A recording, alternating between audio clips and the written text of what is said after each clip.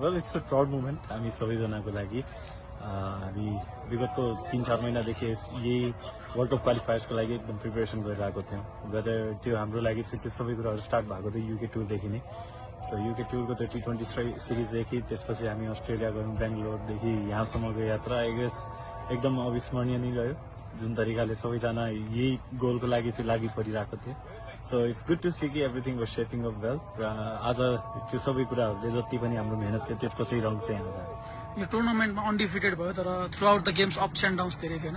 कुन चाहिँ crucial turning point चाहिँ कुन रह्यो जस्तो लाग्छ हामीलाई? अब यस्तो बेलामा चाहिँ जति पनि गेम हामी खेल्छौँ सबै गेम क्रुसियल नै हुन्छ।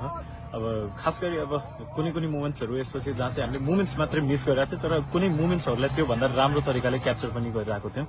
अब चाहे त्यो युएसँगको गेम होस्, चाहे त्यो कतारसँगको गेम होस्, चाहे जापानसँगकै गेम किन नहोस्, त्यो मोमेन्ट्सहरूले नै हामीलाई एज अ टिम अगाडि लिएर आएको छ। जहाँ चाहिँ हामी केही समयको लागि पछाडि धकालिएको थियौँ तर when you have strong belief in each other, सबैजनाको एबिलिटिजहरूमा, सबैजनाको स्किल्समा, then all these things happen, all these things align हुन्छ राम्ररी र युनिभर्सले पनि जे कुराहरू चाहेको हुन्छ कि आफ्नो लागि जे भइदियोस्, आई गेस त्यही नै भइरहेको थियो।